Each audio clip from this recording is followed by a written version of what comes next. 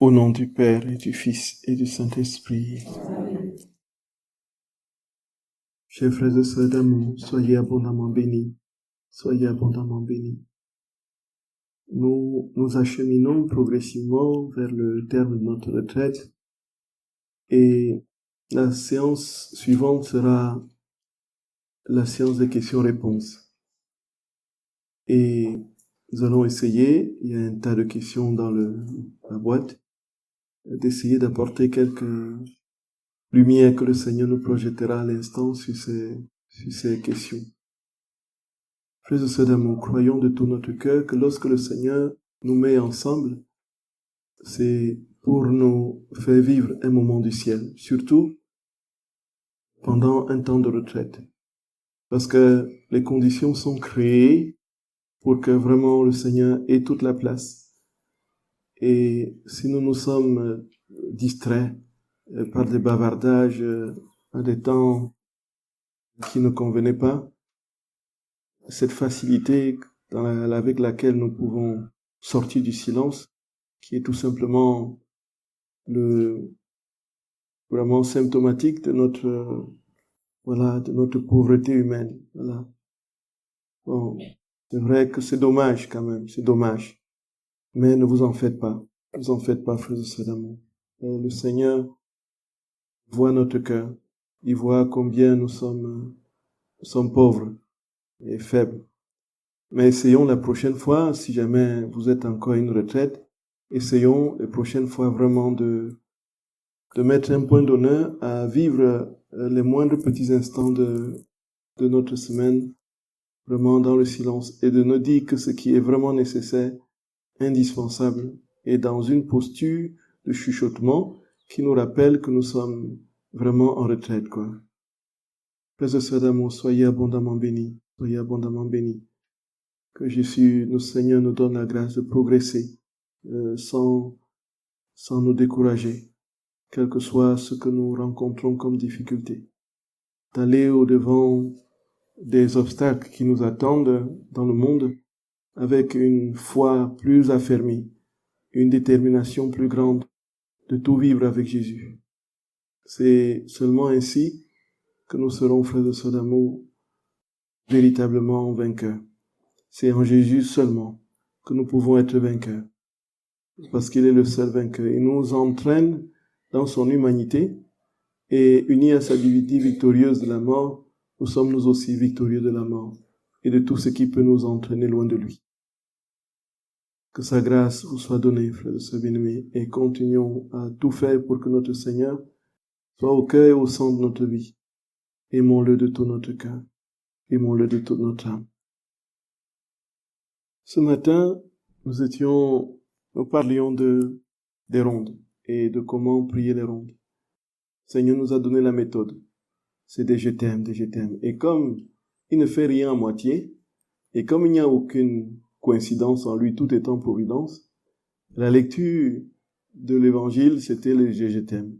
Et puis, Véronique nous a trouvé la superbe prière du je t'aime.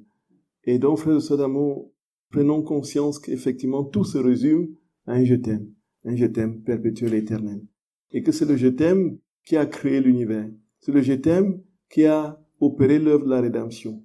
C'est encore le je t'aime qui va achever l'œuvre de la sanctification.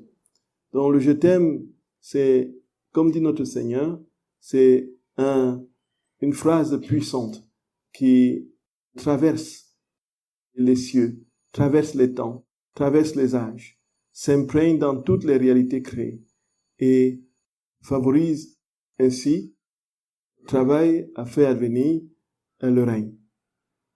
Et puis, le Seigneur nous dit très clairement, frères et sœurs d'amour, que cette prière des rondes est la condition justement de son retour. Un retour dans les âmes pour façonner les âmes à l'image et à la ressemblance première, telle que nous l'avions au début avant le péché. Et alors, avec la prière des rondes, il y a les actes. Les actes associés à la prière des rondes, justement, travaillent à l'avènement du règne. Et frères et sœurs d'amour, vous aurez compris très clairement les actes dans la divine volonté n'a absolument rien à voir avec ce que nous pensons habituellement comme acte. Quand on parle d'un acte, enfin, c'est que ça n'a pas habituellement, ça dépasse, oui, ça s'élargit au-delà de notre conception habituelle de l'acte. Quand on parle d'un acte, on parle d'une action que l'on pose de manière consciente, en responsabilité, ou de manière inconsciente, par inadvertance. Mais ici, l'acte ne se réduit pas à cela dans la divine volonté. L'acte, ça englobe encore plus largement tout ce qui peut tourner autour de nous, tout ce qui peut se mouvoir en nous, tout en nous, tout à l'extérieur de nous, tout dans nos mouvements, faits et gestes, ce sont des actes. Ce qui veut dire très clairement, frères et sœurs d'amour, tout est acte. Donc, comme dit Jésus, qu'il soit naturel ou spirituel, qu'il soit petit ou grand, qu'il soit conscient ou inconscient, tout est acte, tout est acte. Comment est-ce que tout est acte? Bien sûr, en rapport avec nous, pas à l'extérieur, dans ce qui est compris ici. Cela veut dire que les actes conscients que nous posons délibérément, quand nous décidons de nous inscrire à une retraite, décidons de venir à la retraite et de chercher le GPS qui nous conduit à la retraite, et puis en route de pouvoir, prier le chapelet dans la voiture, et puis on arrive à la retraite, on pose ses bagages, tout ce que nous faisons consciemment, et puis on prend le programme, l'emploi de temps, on s'assoit pour les causeries, et puis on célèbre les messes. Ce sont des actes conscients, des actes conscients. Donc, les actes aussi dans la divine volonté sont inconscients. Voyez. Donc, cela veut dire quoi, frères et sœurs d'amour?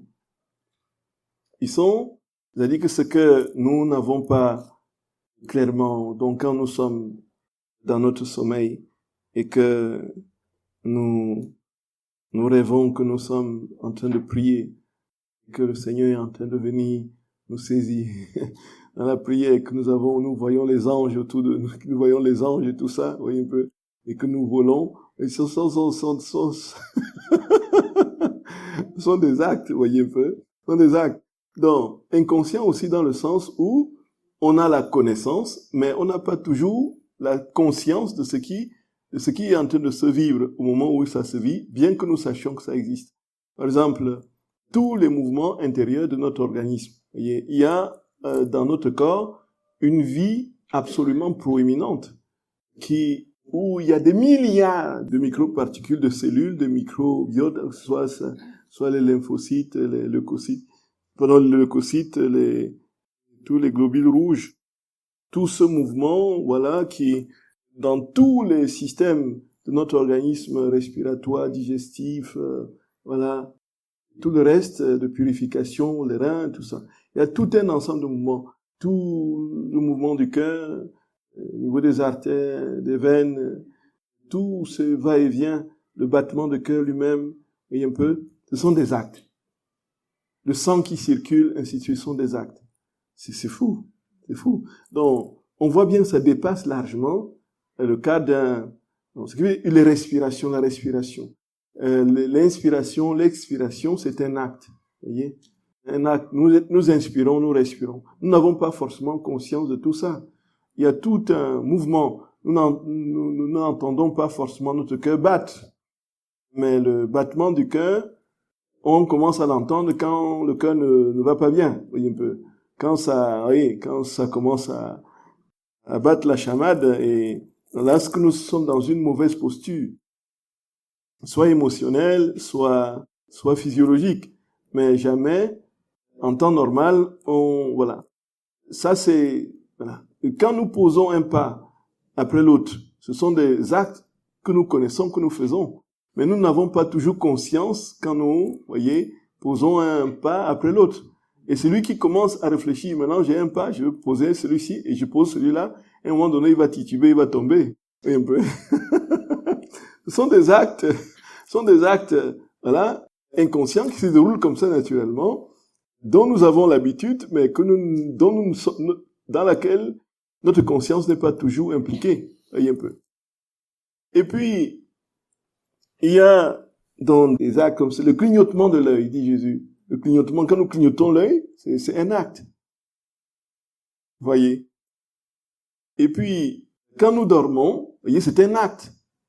Quand nous ronflons, c'est un acte.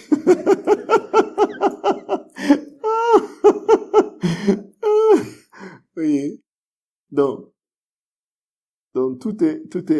tous les mouvements. Donc ça, sont des actes naturels, donc spirituels, des actes spirituels. Donc quand je me mets à prier, quand j'ai une pensée, vous voyez, chaque pensée, c'est un acte. Quand je suis en prière, c'est un acte, vous voyez un peu. Quand j'ai un mouvement de cœur affectif vers le Seigneur, ou bien vers un être humain, c'est un acte. Vous voyez. Alors, nous voyons bien que nous ne pouvons pas dire qu'il faut que nous manquons d'actes à poser. On dit. Si le Seigneur considère cela comme étant des actes naturels ou spirituels, petits ou grands, conscients ou inconscients, cela veut dire que ces actes-là, frères et sœurs d'amour, sont appelés à contenir Dieu. À contenir Dieu. Ça veut dire que je dis, il faut que ma respiration soit remplie de Dieu. Mes pas soient remplis de Dieu. Mes regards, un regard, c'est un acte, soient remplis de Dieu. Ainsi de suite. Jésus dit, ce sont des actes qui sont le lieu, le matériau dans lequel il veut se former. Il veut se former. Et non, au fur et à mesure, nous comprenons pourquoi le Seigneur dit qu'il nous appelle à être des petits Jésus, d'autres Jésus, tout simplement parce que il y a tout en nous, il nous dispose à tous les niveaux, sur le plan physiologique, psychologique, spirituel, à contenir l'ensemble de sa vie. Alors, le Seigneur dit, frères et sœurs bénis, pour revenir à la nature des actes dans la divinité, donc, le Seigneur donne, il y a un texte du tome 36 au 17 mai 1938, où notre Seigneur donne ces vérités de manière très claire. C'est pourquoi je veille avec attention sur tes pas, tes paroles, le mouvement de tes pupilles, les plus petits de tes actes, afin que ma volonté y ait sa vie, sa place. Peu importe si l'acte est naturel ou spirituel, grand ou petit. Mais nous regardons attentivement pour voir si tout est là, si tout est à nous, si notre vouloir a fait lever son soleil de lumière, de sainteté, de beauté et d'amour. Et nous nous servons même des plus petits actes pour accomplir nos plus merveilleux prodiges et former les plus belles scènes pour notre divertissement. N'est-ce pas à partir de rien que nous avons formé les merveilles et l'enchantement de toute la création? Dans la création de l'homme, n'est-ce pas à partir de rien que nous avons formé tant d'harmonie au point de faire l'homme à notre image et à notre ressemblance? Ma fille, si la création ne devait nous donner que ce qui est spirituel, elle nous donnerait fort peu. Au contraire, en nous donnant même ces plus petits actes naturels, elle peut toujours nous donner. Nous sommes en relation continuelle et l'union entre nous et la créature ne s'interrompt jamais. Mieux encore, les petites choses sont toujours présentes chez les petits comme chez les grands, chez l'ignorant comme chez le savant. Respirer, se mouvoir, se servir des choses personnelles. Ce sont des choses que tout le monde doit faire et continuer à faire. Et lorsque ces choses sont faites pour l'amour de nous, pour que nous formions la vie de la divine volonté en elle, voilà notre triomphe, notre victoire, et la raison pour laquelle nous avons fait la créature. Vois-tu alors combien il est facile de vivre dans notre vouloir? Il n'est pas nécessaire de faire des choses nouvelles, mais plutôt ce que l'on fait toujours, c'est-à-dire vivre sa vie comme nous l'avons donné dans notre volonté. C'est puissant, non, frère et sœur d'amour? N'est-ce pas, c'est puissant? En fait, Jésus dit quoi? Jésus dit très clairement que, mais ma fille, regarde, si tu avais à me donner des actes spirituels seulement, combien me donnerais-tu d'actes par jour? Ça veut dire, tu lui donnerais peut-être ton quart d'heure de prière que tu fais le matin. Et puis, peut-être à midi, quand tu fais ton bénédicité avant de manger, ça fait 2 secondes. Un quart d'heure et 2 secondes. Voyez un peu. Et puis le soir, tu prends peut-être une demi-heure pour prier. Ça fait 3 quarts d'heure et 2 secondes. Qu'est-ce que 3/4 heures sur 24 heures? Et pourtant, il nous est dit, le Seigneur nous dit, priez sans cesse. Veillez et priez. Priez sans cesse. Et alors, on comprend bien que c'est quasiment impossible de s'enfermer dans la chambre et prier 24 heures sur 24. Alors, quel est le sens de prier sans cesse?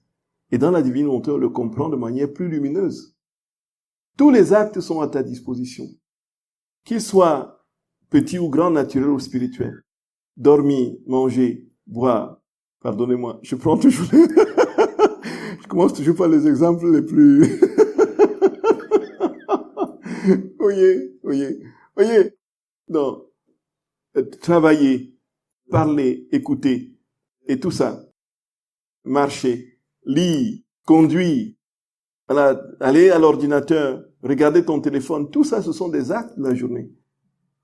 Donc, le Seigneur dit, si tu avais à m'offrir des actes spirituels, tu n'aurais pas grand-chose à m'offrir. Supposons que tu ajoutes une demi-heure de messe, qu'est-ce que c'est? Qu'est-ce que c'est? Absolument rien. Comment pourrais-tu obéir un temps soit peu, penser que tu sois capable d'obéir à mon commandement, prier sans cesse. Prier sans cesse. C'est tout simplement pas possible, maintenant. C'est tout simplement pas possible.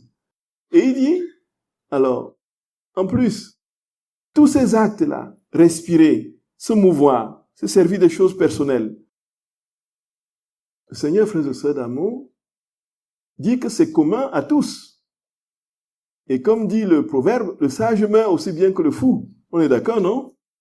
Ils ont la même constitution physiologique, ils ont les mêmes besoins physiologiques, ils doivent manger, ils doivent dormir, ils doivent se nourrir, se boire, ils doivent respirer.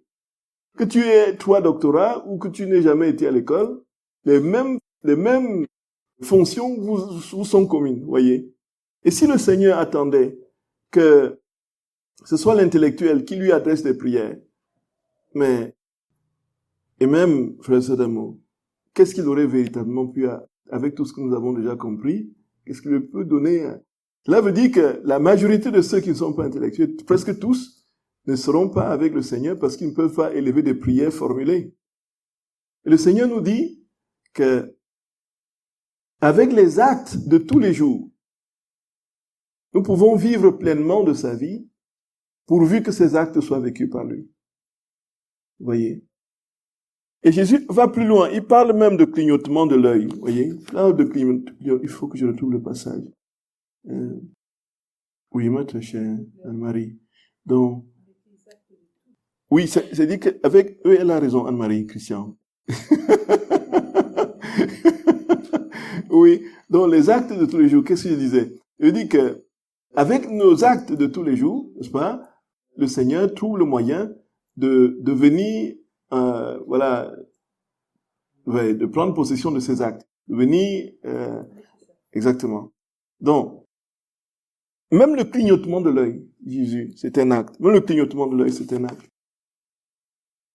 Et Jésus dit que le moindre petit acte, la moindre petite action qui est faite par lui en lui est infiniment plus grande que tous les actes réalisés de tous les hommes des générations passées qui ont été faits sans lui.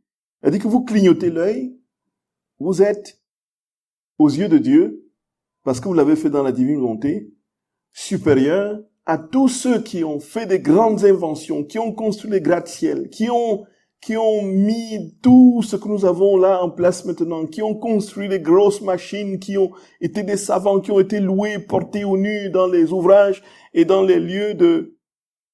Parce que vous avez clignoté l'œil dans la divine volonté. C'est fou! C'est vertigineux. Que tous ces milliardaires du monde qui mènent le monde à la baguette, et vous êtes supérieur à eux parce que vous avez dit un bonjour avec la voix de Jésus. Oui.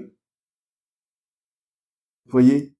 Parce que Jésus ne voit pas que Mbappé a marqué un but. Hein. Dieu ne voit pas. Parce que c'est pas lui qui a joué. Hein? Dieu ne voit pas ça. Pour lui, ça n'existe pas. Que Bill Gates, ou je sais pas, où il construit Tesla et tout ça, il ne voit rien. Pour lui, c'est un acte qui n'existe pas. Tant que c'est pas Dieu qui l'a fait, pour lui, ça n'existe pas. Quand c'est fait avec amour, oui, mais quand c'est fait avec amour, avec des intérêts humains, ça passe par le purgatoire. Mais l'acte qui appartient vraiment à Dieu, voyez, vous avez un clignotement, vous faites un clignotement de l'œil, vous êtes supérieur à tous les grands de ce monde. Parce que vous l'avez fait en Jésus. Frères et sœurs d'amour, vraiment, est-ce que ça ne vous donne pas du vertige? Et comment est-ce que nous allons continuer à convoiter les gens? À regarder, il a réussi, il a réussi, on a envie, l'envie qui naît dans notre cœur parce que l'autre a ceci, il est ceci. Oh, il est brillant. Oh, elle est brillante. Oh, elle est des talents. Oh, elle sait chanter. Oh, oui, ils ont de l'argent. Oh, oui. Et on se fait des nœuds à l'estomac parce que l'autre a ceci, l'autre a ceci. On voudrait. Le Seigneur te regarde. Il te dit, mon enfant, dis un simple bonjour avec ma voix. Et ça suffit, mon enfant. Quand tu as regardé les pailles et les qui vont se réduire en cendres là. Ah oui, c'est là. Oh, 3 milliards de personnes l'ont vu à la télé. Oh, il est la sacrée. Oh, la reine. Oh, le roi. Oh. Et on dit, pourquoi est-ce que je ne suis pas né dans une famille princière? Pourquoi je ne suis pas né dans frères et sœurs d'amour. Oh Seigneur, notre roi. Quand on comprend ces vérités, on a envie d'une chose. On a envie d'une chose. Se dégager de tout. Se dégager de tout. Fermer les yeux sur tout. Et entrer en Jésus. Et que nos respirations soient des je t'aime. Nos pas soient des je t'aime. Je t'aime. On se contente de son verre d'eau le soir. On se contente de son, voyez, de son petit lit. On dit, voyez, toutes nos actions, on les fait et on remplit l'univers des vies de Dieu. C'est nous, il faisait ça d'amour. C'est nous.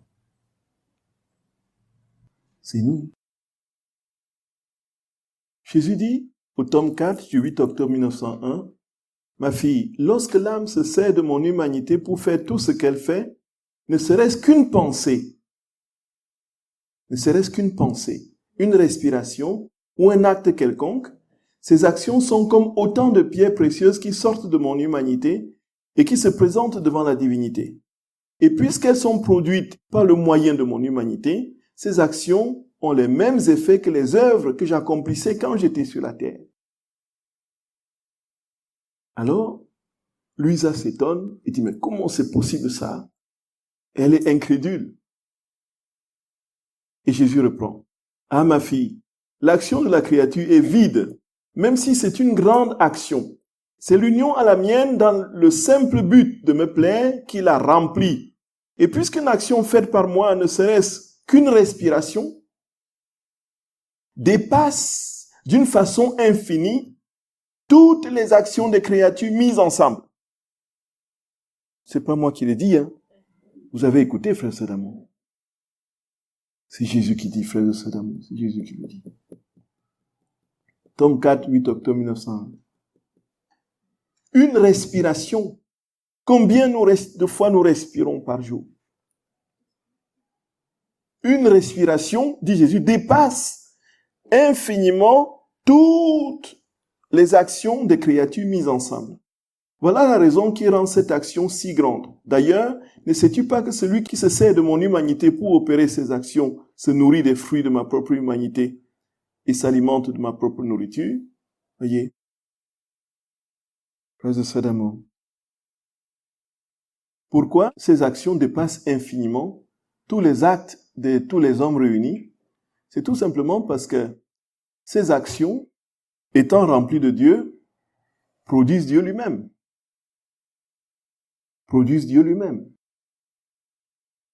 Dans le cadre d'un simple acte ordinaire. Vous voyez quelqu'un, vous dites bonjour. La personne sent si le bonjour est mécanique, machinal, ou c'est un bonjour qui vient vraiment du cœur. On est d'accord? Et quand c'est mécanique, ça vous assèche et ça vous crispe un peu. On est d'accord? Et quand c'est sincère et vrai, ça vous remplit d'une joie. Voyez un peu. Pourtant, c'est le même bonjour. On est d'accord, frère d'amour. Bon, allons au niveau du sourire. Le sourire. Il y a des gens qui sont habitués à sourire, qui ont un sourire de séduction, qui sourient tout le temps, alors que c'est juste une manière de captiver. Et il vous voit, il sourit.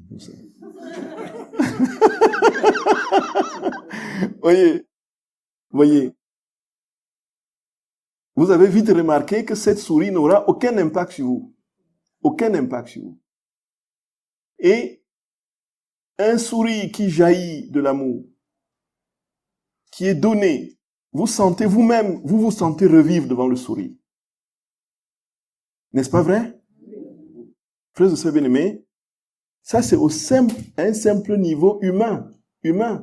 Parce que c'est empreint de l'amour, ça change la valeur de l'acte qui est posé. À plus forte raison, Jésus dit, il vient carrément s'incarner dans l'acte, comme il s'incarne dans le pain eucharistique. Il vient en son corps, son sang, son âme et sa divinité dans l'acte, frères et sœurs d'amour. Et qu'est-ce qui jaillit de votre regard et de votre sourire, si c'est dans la divine volonté? C'est Dieu qui sort de votre sourire et entre dans l'autre. Fou! Vous souriez dans le sourire de notre Seigneur, et notre Seigneur sort de ce sourire pour imprégner l'autre de sa vie.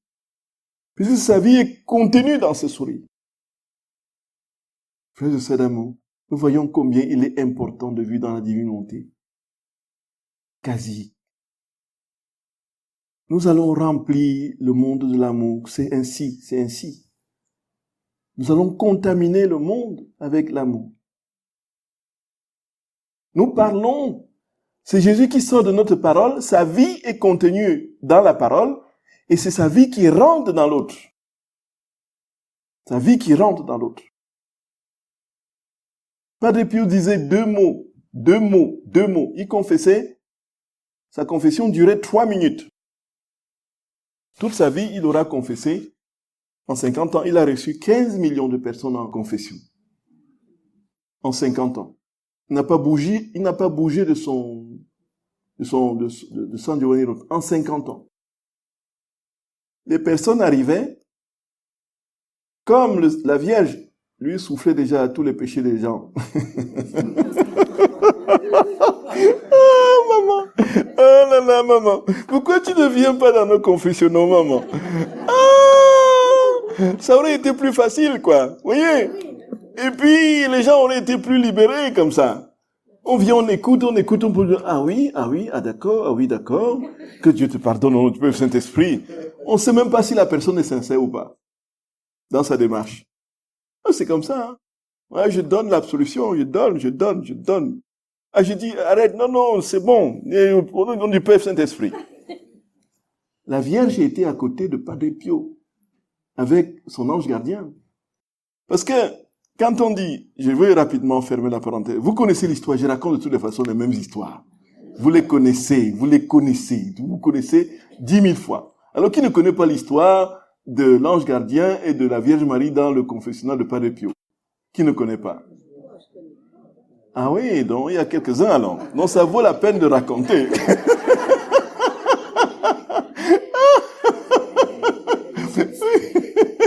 Oui. Oui, tout à fait. C'est Jean de Robert qui raconte ça dans son livre. Transparent de Dieu.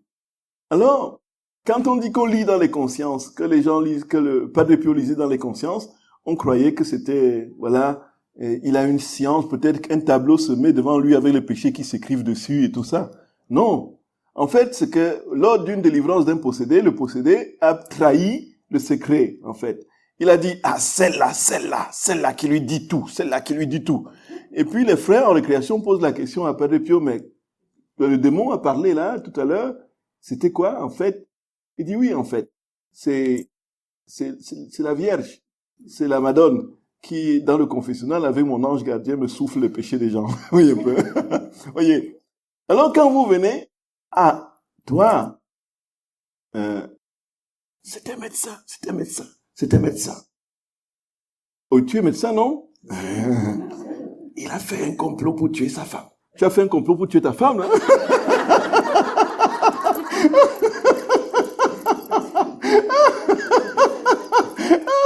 Non, toutes les sept mains, c'est une cafeteuse, voyez un peu. Et puis, c'est comme ça que Padre Pio connaît des choses sur vous, voyez un peu. Et ça ne vient de nulle part, sinon de maman qui lui souffle les trucs, de son ange gardien. Celui-ci, celui-là cache tel péché. Il a péché tel jour, à telle heure, il a fait telle chose. Oui, à telle heure, tu as fait telle chose, non? Et puis tu viens maintenant. Et puis on dit, oh, Padre Pio lit dans les consciences. Bon. Donc, j'espère que je ne vais pas me perdre. Donc, là, frère Sebedeme, voici que Padre Pio confessait parfois en 3 minutes. 3 minutes, ça suffisait. Et parce qu'il y avait énormément de personnes qui attendaient. Il disait parfois une seule phrase, un seul mot. Et les personnes étaient tellement bouleversées, chamboulées, tellement, soit ça se dégageait en joie, une joie profonde et absolument tonitruante, que certains, même après la confession, repartaient maintenant réunis des gens. Écoutez, venez, ils montaient sur une chaise, ils commençaient à raconter leurs péchés. Voici ce que j'ai fait. Padre Pio m'a dit, ils étaient dans une joie exubérante. Ils étaient devenus fous de joie. Et même leurs péchés qu'ils avaient racontés, même les plus crasses, ils le disaient comme ça, simplement, à tout le monde. Et puis les gens les regardaient comme ça. Pour lui, tant pis pour lui. Tout ce que vous pouvez penser de lui avec ce qu'il vous raconte de sa vie, ça ne le regarde plus, ça ne l'affecte plus. Il est complet. C'est un être nouveau. Avec un seul mot de Padre Pio. Voyez, frères et sœurs d'amour. Qu'est-ce qui s'est passé? Dieu est sorti. La parole de Padre Pio est entrée dans le. Vous voyez? Un regard. Il y a des regards qui vous relèvent. Il y a des regards qui vous détruisent. Après, maintenant, les regards qui vous relèvent, imaginez que c'est Dieu qui vous regarde. Mais vous êtes. Voyez, frères et sœurs bien-aimés, c'est pourquoi il faut rien négliger. Les paroles que nous proférons, veillons à ce que ces paroles soient remplies de Dieu, que ce soient les paroles de Jésus. Avant de parler, tournons notre langue par 3 fois dans notre bouche. Voyez, est-ce que c'est Jésus qui va vraiment parler maintenant? Est-ce que c'est Jésus qui va parler maintenant? Est-ce que c'est Jésus qui va regarder maintenant? Quand je regarde l'autre, voyez, voyez, comment voulez-vous, frères et sœurs d'amour, que cette personne-là se relève? Quand Jésus est entré chez Zachée, est-ce que l'évangile nous rapporte qu'il a dit un seul mot, qu'il a fait une seule reproche? Il a dit un seul mot? Non. Qu'est-ce qui s'est passé? Subitement, Zachée commence à raconter des trucs et dit, ah, vraiment, je vais rendre 4 fois plus, je vais rendre 4 fois plus, mais il rend 4 fois plus, il est dans la rue, hein. Et c'est ce qu'il va faire. Qu'est-ce qui s'est passé, frères et sœurs bien-aimés? Jésus n'a pas dit, toi, Zachée, bon, tout ce que tu as volé, et puis il faut remettre. Et que Zachée dise, oui, je vais rendre 4 fois plus. Non, rien ne s'est passé, Jésus a regardé Zachée. Et c'était terminé. Et son regard était rempli d'amour, donc rempli de lui-même, rempli de Dieu. Zachée a été transformé. Voyez ça, frères et sœurs. Jésus dit, une seule respiration est plus grande que toutes les actions des hommes de tous les temps réunis qui ont été faits sans amour. Et au tome 12 du 6 décembre 1917, Jésus dit, les actions faites dans ma volonté sont nobles, divines et infinies comme ma volonté. Elles sont similaires aux miennes et je les revêt de la même valeur, du même amour et de la même puissance. Je les multiplie en tous et les étends à toutes les générations. Que m'importe qu'elles soient petites, ce sont mes actions qui sont répétées et cela suffit. Inspiration, vie divine. Expiration, vie divine. Inspiration, vie divine. Expiration, vie divine. Inspiration, vie divine. Fais entrer Dieu. Je le fais sortir. Je le fais rentrer. Je le fais sortir. Fais rentrer. Je le fais sortir. On inspire, on expire combien de fois par jour? 23 040 fois. Voilà. Merci, docteur. Merci, docteur. Merci, docteur. Et les battements de cœur, on a combien de fois par jour? En moyenne 60. 70. Par minute, ça? Oui, et par jour, là. 70 fois 60 fois 24. Oui. 100 000, 100 000. Oui. Voyez, frère Sabine, autant de possibilités pour le Seigneur, si nous sommes en lui, de répandre 100 000 vies divines par notre battement de cœur, 24 000, tout ça par jour, hein? Oui, de nos respirations, par nos respirations, de sa vie qui sort de nous, et le sang qui circule dans nos veines. Oh! Oui, exactement. Vous voyez, il n'y a pas de raison de n'être pas un petit Jésus si on est vraiment décidé à vivre dans sa divine volonté. Parce que Jésus dit que tout cela, il imprègne tout cela de sa présence. Il entre dans tout cela, ces actes-là. C'est de la folie. C'est de la folie pure. Ah, on peut être des boules d'amour, frère. On peut être des boules d'amour. On peut être des boules d'amour. Je vous assure, on peut être des boules d'amour. Et on comprend pourquoi, quand le Seigneur... Et on comprend effectivement la grâce des reliques. Voyez? Qu'est-ce qui fait que un cheveu d'un saint fait des miracles et accomplit des prodiges? Voilà ce qu'il y a. Les personnes ont vécu unies au Seigneur. Le Seigneur a laissé, là, chez ces saints-là, c'est même les empreintes, les traces de Dieu. Et là, c'est fou! Et ceux qui sont vraiment, si c'est vraiment Dieu qui vit, qui a possédé toutes les cellules et tous les actes de la personne, il laisse sa présence là-dedans et ça continue. Il dit, puisque son je t'aime s'étend partout, ne s'arrête jamais. Sa vie divine sort et ne s'arrête plus. Ça embrasse, vous voyez. Pourquoi un bout de fil, de la chaussette de Padre Pio fait des miracles, relève les paralytiques et guérit les malades de multiples manières, apporte des guérisons, des consolations spirituelles et partout. Un bout de fil de sa chaussette. Fou. Donc, j'ai raconté un milliard de fois, pardonnez-moi, hein. Le cœur de Saint Curé d'Ars, vous connaissez l'histoire. Tout le monde connaît l'histoire, non? C'est pas vrai.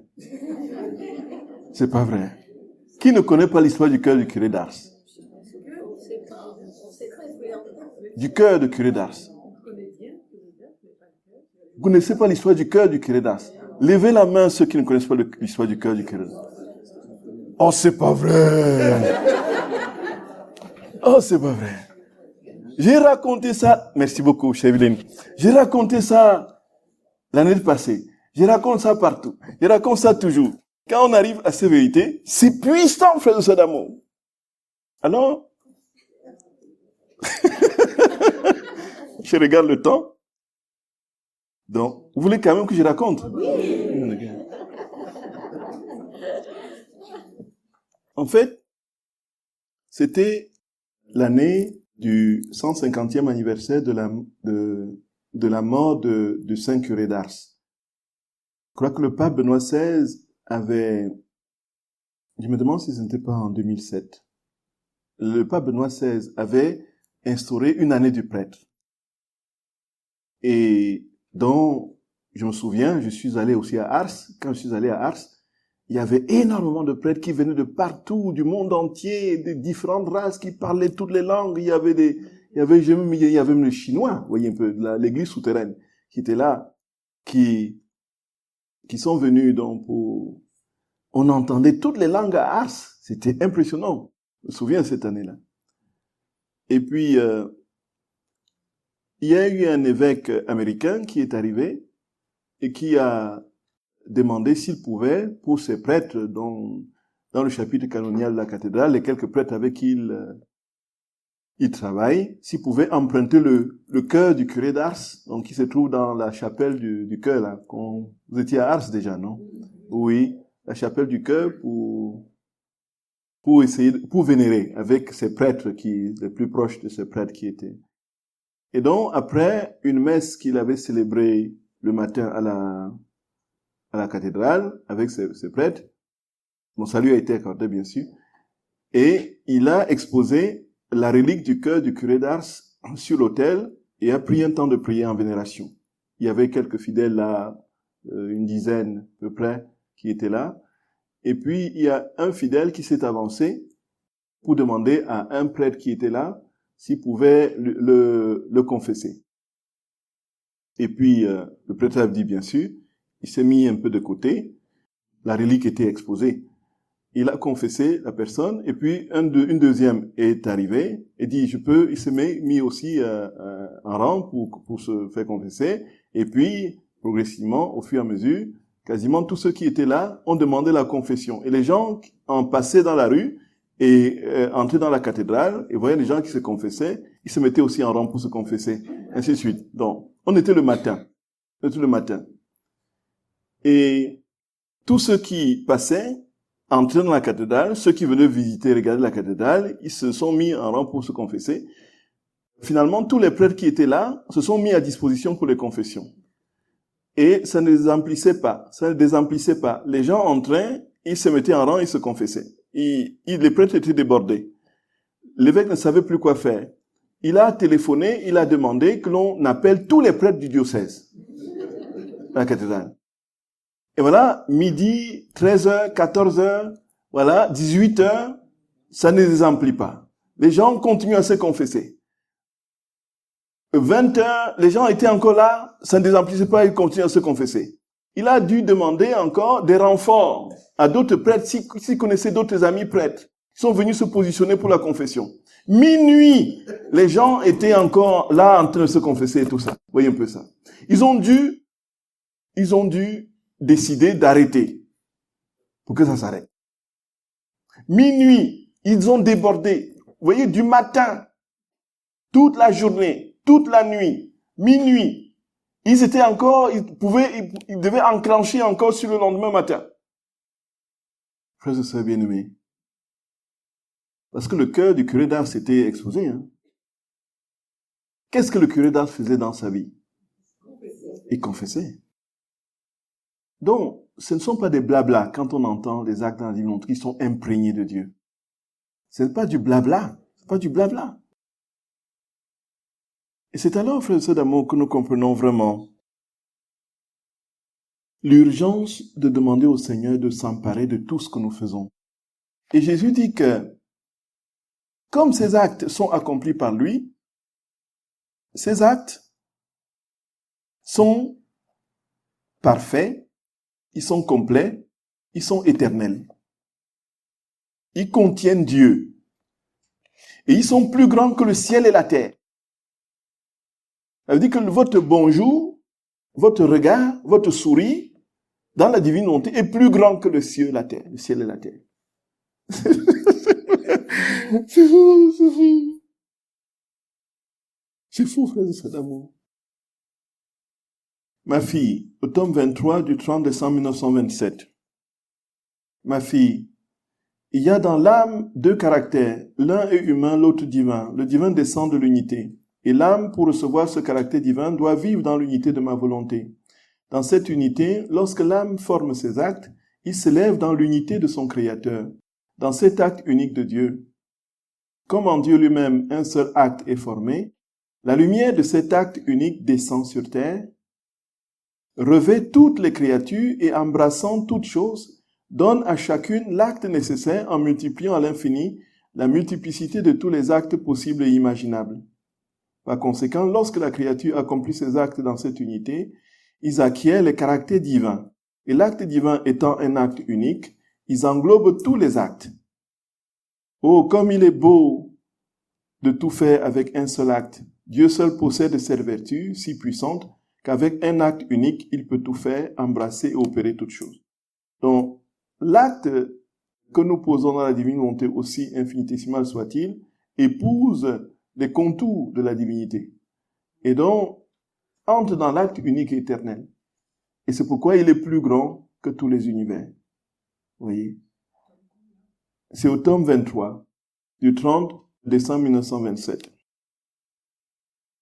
Et au tome 23 du 22 décembre 1927, Jésus dit, « Lorsque l'âme accomplit un acte pour moi seul, cet acte me contient tout entier. Et comme il me contient, il acquiert la valeur d'une vie divine. » Donc ce qui est plus grand que le soleil par nature plane au-dessus de toute chose et dispense sa lumière, sa chaleur et d'innombrables bons effets à toute la terre. Ainsi, tout acte qui est fait pour moi doit apporter par sa nature les effets du grand bien que contient la vie divine. Et ces actes donc, parce qu'ils sont éternels, parfaits et complets, embrassent tous les temps, le passé, le présent, le futur.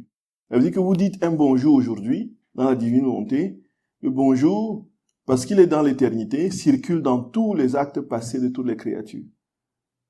Pour diviniser celles qui ont été faites sans Dieu, pour réparer les actes qui ont été faits dans le désordre des passions humaines. Vous voyez? Et donc, va dans le futur et divinise les actes qui seront posés sans Dieu, répare celles qui seront posées dans le désordre. Voyez? Donc vous dites un bonjour dans la divine volonté, vous disparaissez de la terre.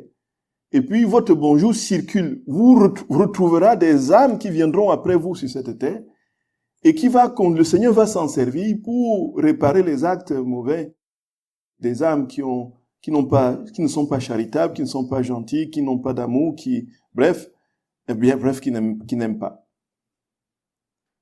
Et puis, votre bonjour va circuler dans tout ça pour réparer. Et celles qui ont été faites uniquement avec un peu d'amour, mais sans que ce soit parfaitement en Dieu, le Seigneur va utiliser votre bonjour dans la divine volonté pour les diviniser, les transformer en actes divins.